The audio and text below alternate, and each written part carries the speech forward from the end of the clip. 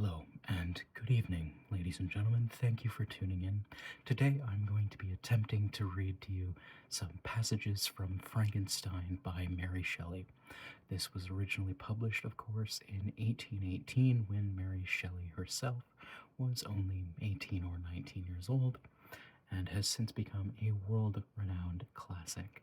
Now, hopefully, I don't make too many mistakes doing this, but we're just going to get into it raw, just right away, right from the jump. So let's begin. Letter number 1 to Mrs. Saville, England. You will rejoice to hear that no disaster has accompanied the commencement of an enterprise which you have regarded with such evil forebodings.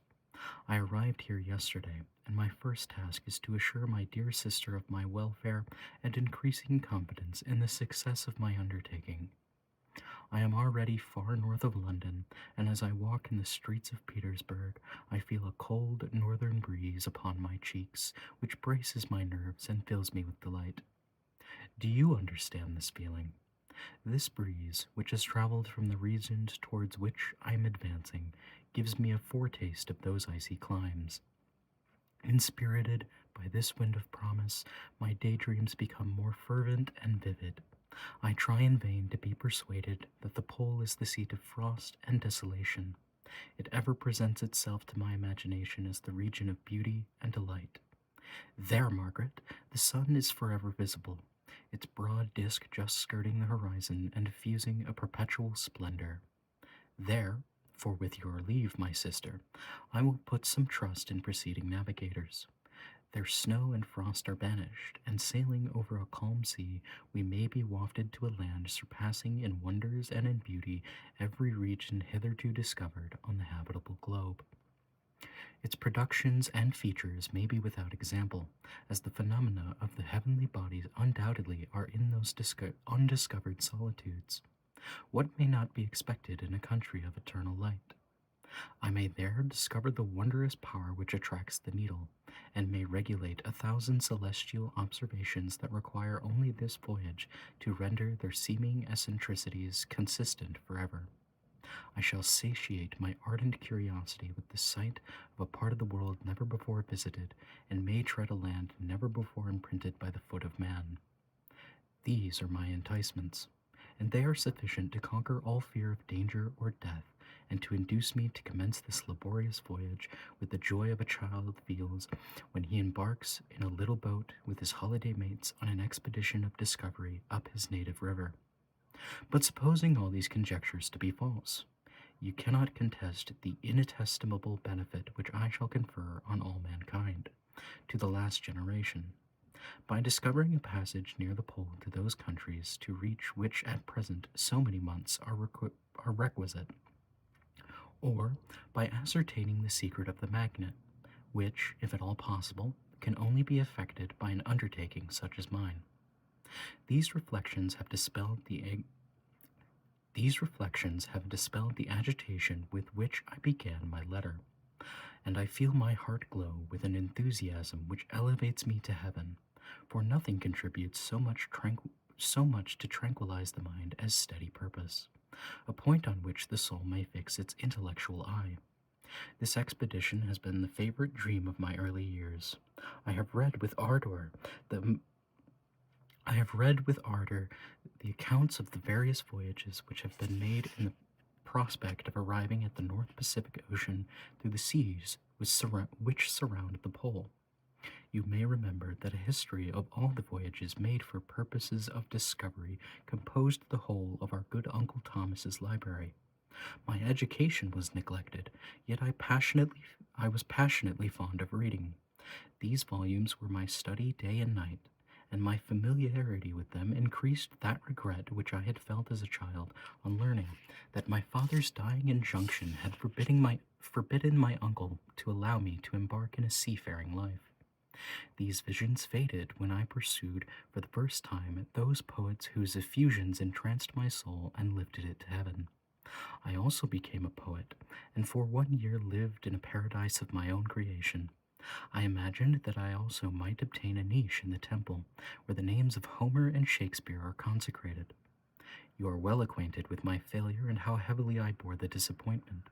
But just at that time I inherited the fortune of my cousin, and my thoughts were turned into the channel of their earlier bent. 6 years have passed since I resolved on my present undertaking. I can, even now, remember the hour from which I dedicated myself to this great enterprise. I commenced by inuring my body to hardship. I accompanied the whale fishers on several expeditions to the North Sea. I voluntarily endured cold, famine, thirst, and want of sleep.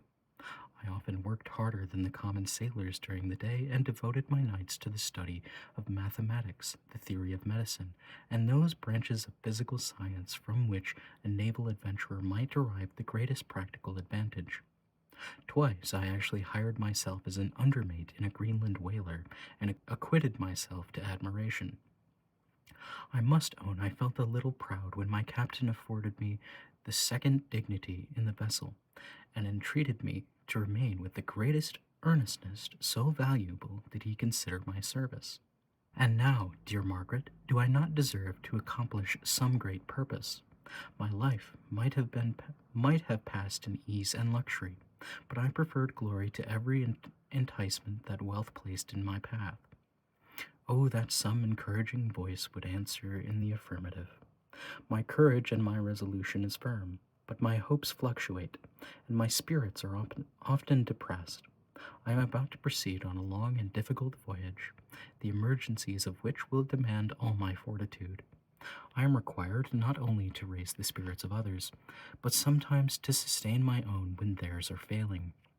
This is the most favorable period for traveling in Russia. They fly quickly over the snow in their sledges. The motion is pleasant, and, in my opinion, far more agreeable than that of the English stagecoach. This cold is not excessive if you are wrapped in furs, a dress which I have already adopted, for there is great difference between walking the deck and remaining seated, motionless for hours, when no exercise prevents the blood from actually freezing in your veins. I have no ambition to lose my life on the post road between St. Petersburg and Archangel.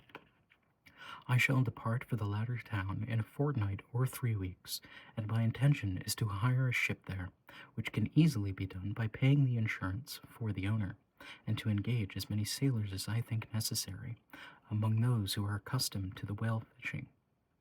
I do not intend to sail until the month of June, and when I shall return, dear sister, how can I answer this question? If I succeed, many, many months, perhaps years, will pass before you and I may meet. If I fail, you will meet me again soon, or never. Farewell, my dear, excellent Margaret. Heaven showered down blessings on you and save me, that I may again and again testify my gratitude for all your love and kindness. Your affectionate brother, R. Walton. Letter 2, to Miss Saville, England. How slowly the time passes here, encompassed as I am by frost and snow, yet a second step is taken towards my enterprise. I have hired a vessel, and am occupied in collecting my sailors. Those whom I have already engaged appear to be men on whom I can depend, and are certainly possessed of dauntless courage. But I have one want which I have never yet been able to satisfy, and the absence of the object of which I now feel as most severe evil. I have no friend, Margaret. When I am glowing with the enthusiasm of success, there will be none to participate in my joy. If I am assailed by disappointment, no one will endeavor to sustain me in dejection. I shall commit my thoughts on paper, it is true, but that is a poor medium for the communication of feeling. I desire the company of a man who could sympathize with me, whose eyes would reply to mine. You may deem me romantic, my dear sister, but I bitterly feel the want of a friend. I have no one near me, gentle yet courageous, possessed of a cultivated as well as a capacious mind, whose tastes are like my own, to approve or amend my plans. How would such a friend repair the faults of your poor brother? I am too ardent in execution and too impatient of difficulties. But it is still a greater evil to me that I am self-educated. For the first 14 years of my life, I ran wild on a common and read nothing but our Uncle Thomas's books of voyages.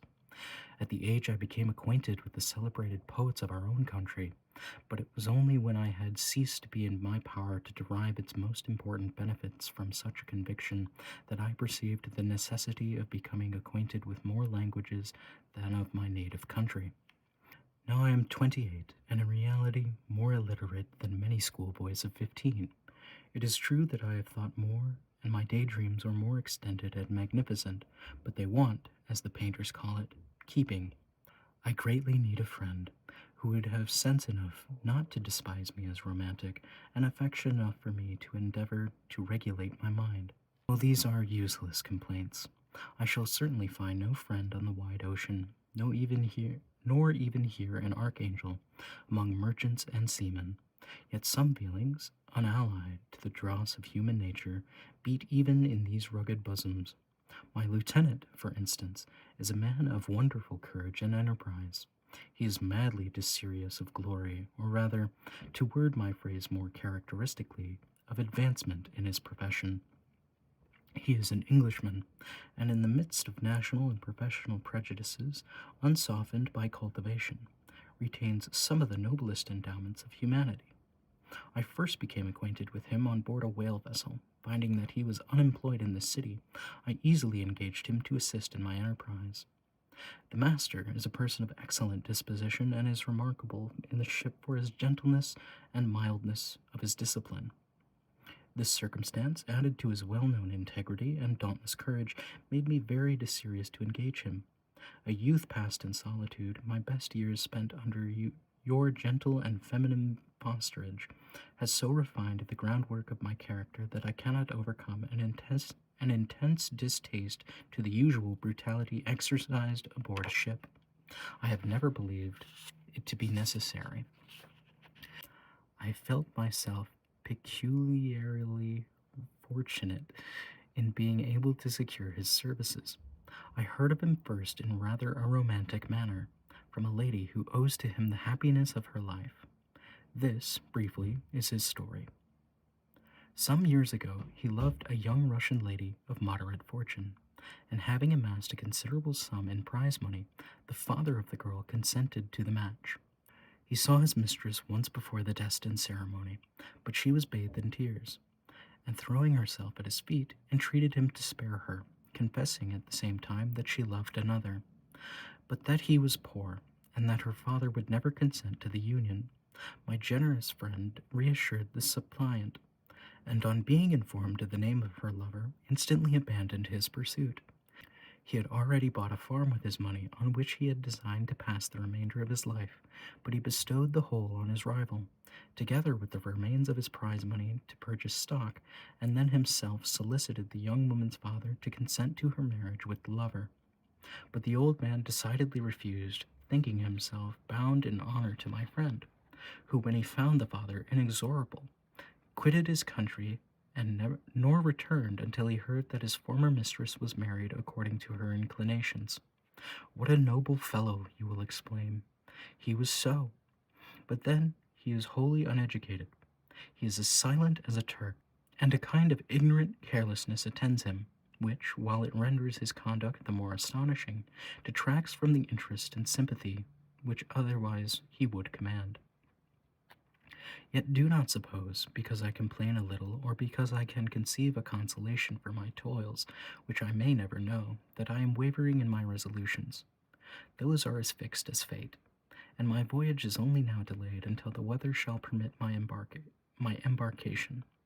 The winter has been dreadfully severe, but the spring promises well, and it is considered as a remarkably early season, so that perhaps I may sail sooner than expected. I shall do nothing rashly. You know me sufficiently to confide in my prudence and considerateness whenever the safety of others is committed to my care.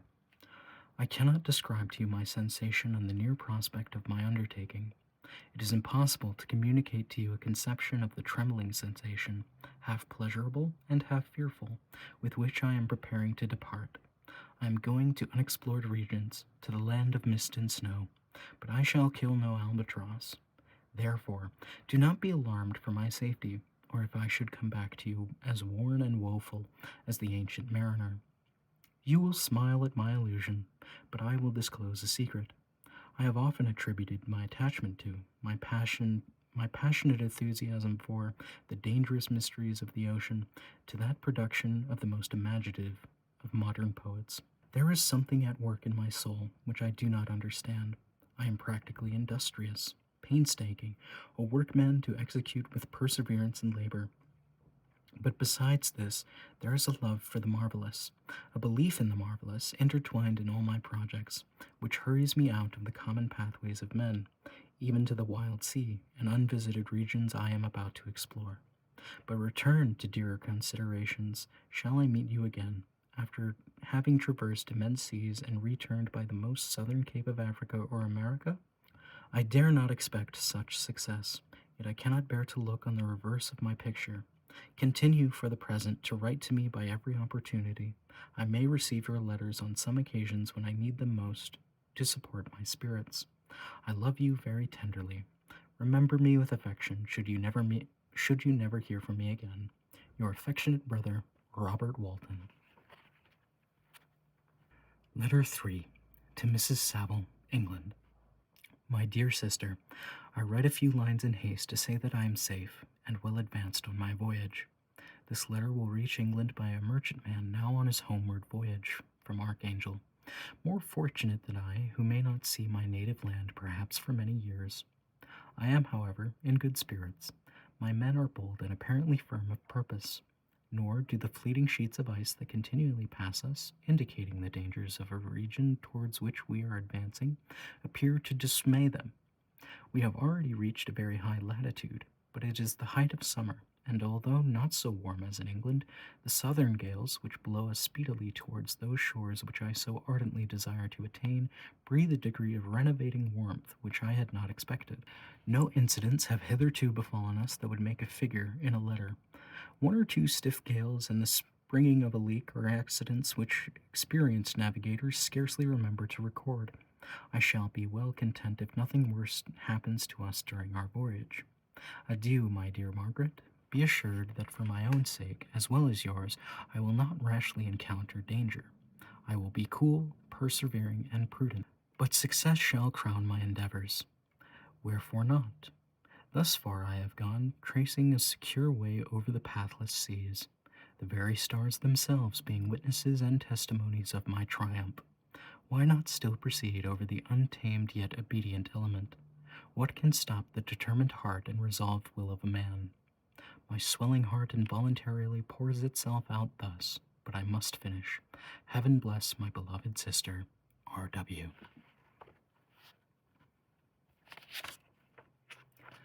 Letter number 4 to Miss Saville, England. So strange an accident has happened to us that I cannot forbear recording it, although it is very probable that you will see me before these papers can come into your possession. Last Monday, July 31st, we were nearly surrounded by ice, which closed in the ship on all sides, scarcely leaving her the sea room in which she floated. Our situation was somewhat dangerous, especially as we were compassed round by a very thick fog. We accordingly lay to, hoping that some change would take place in the atmosphere and weather. About 2 o'clock, the mist cleared away, and we beheld, stretched out in every direction, vast and irregular plains of ice, which seemed to have no end. Some of my comrades groaned, and my own mind began to grow watchful with anxious thoughts, when a strange sight suddenly attracted our attention and diverted our solicitude from our own situation. We perceived a low carriage fixed on a sledge and drawn by dogs, pass on towards the north, at the distance of half a mile. A being which had the shape of a man, but apparently of gigantic stature, sat in the sledge and guided the dogs. We watched the rapid progress of the traveler with our telescopes until he was lost among the distant inequalities of the ice. This apparition excited our unqualified wonder. We were, as we believed, many hundred miles from any land, but this apparition seemed to denote that it was not in reality so distant as we had supposed. Shut in, however, by ice, it was impossible to follow his track, which we had observed with the greatest attention. About 2 hours after this occurrence, we heard the ground sea, and before night the ice broke and freed our ship. We, however, lay to until the morning, fearing to encounter in the dark those large, loose masses which float about after the breaking up of ice. I profited of this time to rest for a few hours.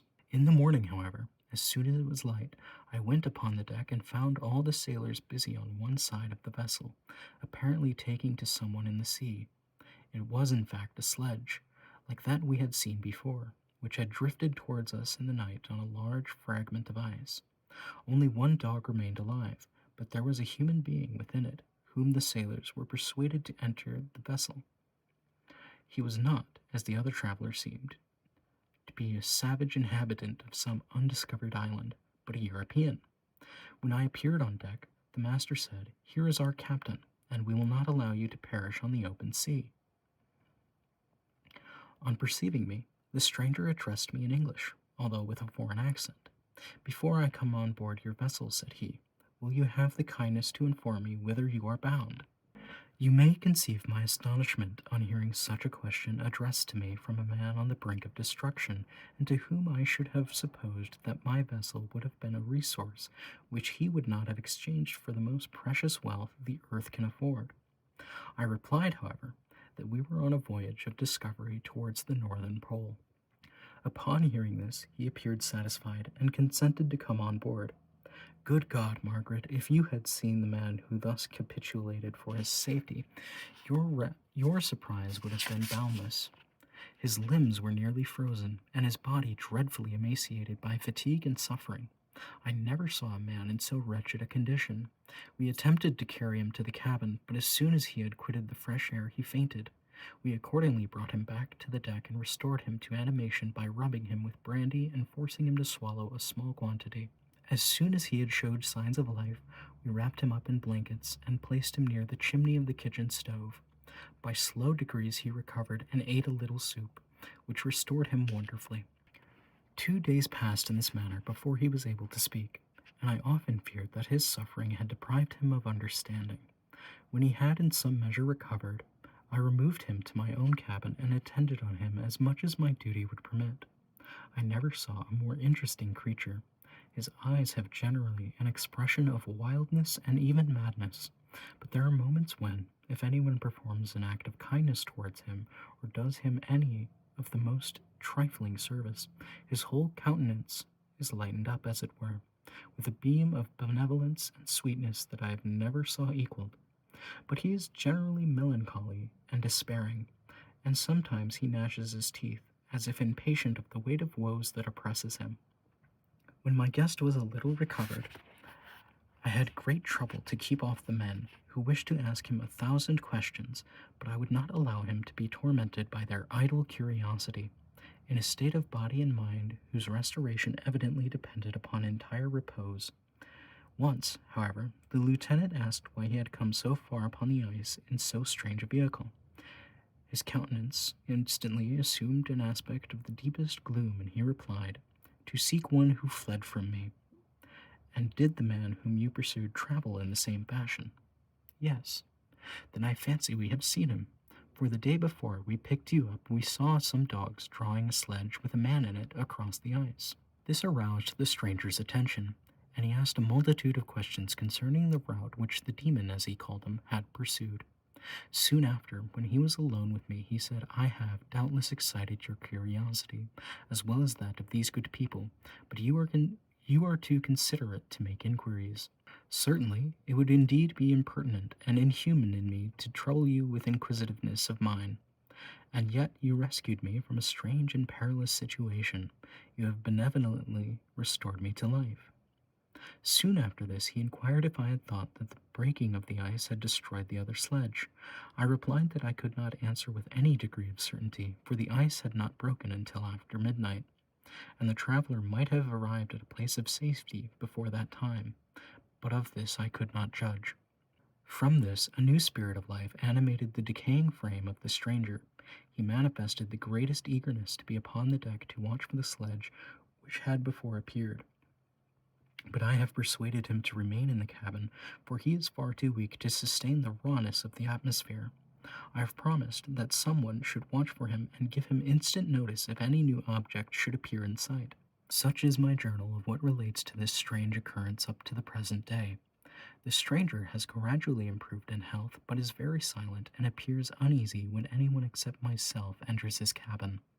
Yet his manners are so conciliating and gentle that the sailors are all interested in him.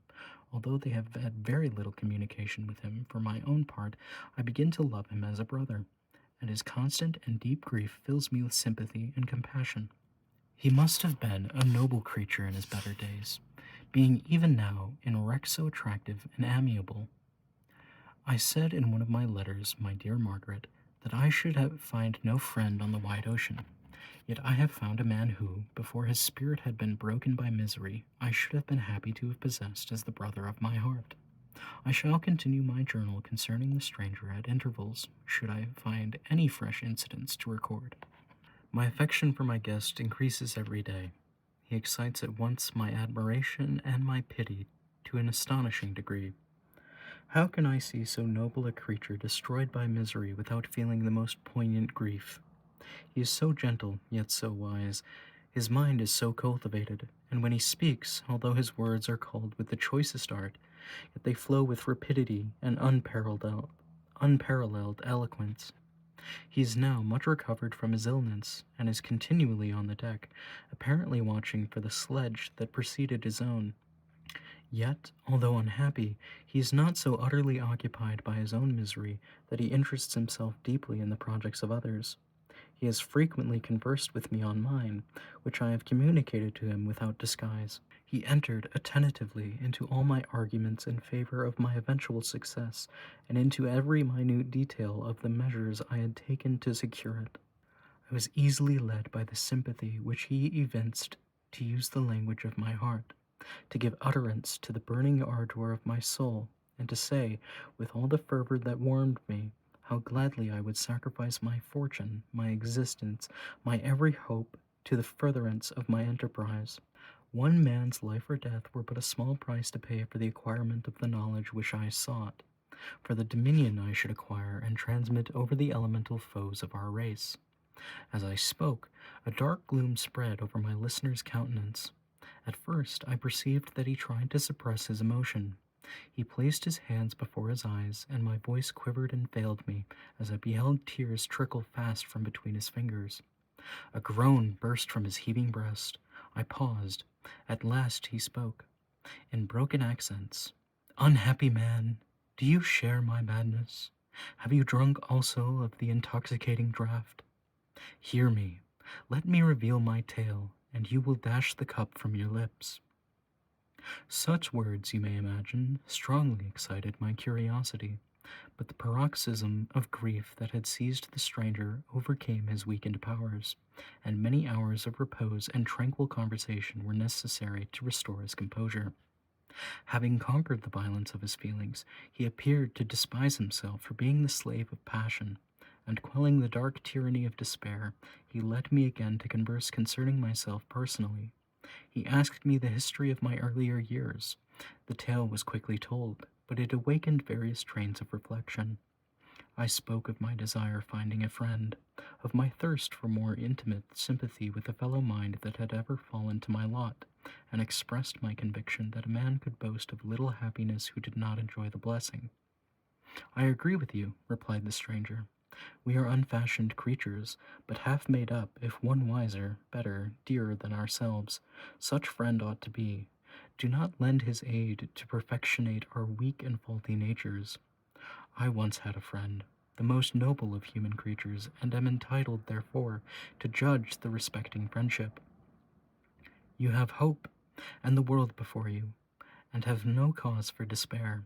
But I have lost everything, and cannot begin life anew."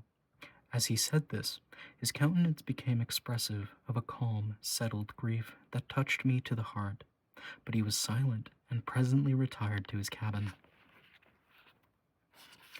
Even broken in spirit as he is, no one can feel more deeply than he does the beauties of nature. The starry sky, the sea, and every sight afforded by these wonderful regions seems still to have the power of elevating his soul from earth. Such a man has a double existence. He may suffer misery and be overwhelmed by disappointments. Yet, when he is retired into himself, He will be like a celestial spirit that is a halo around him, within whose circle no grief or folly ventures. Will you smile at the enthusiasm I express concerning this divine wanderer? You would not if you saw him. You have been tutored and refined by books and retirement from the world, and you are therefore somewhat fastidious, but this only renders you more fit to appreciate the extraordinary merits of this wonderful man.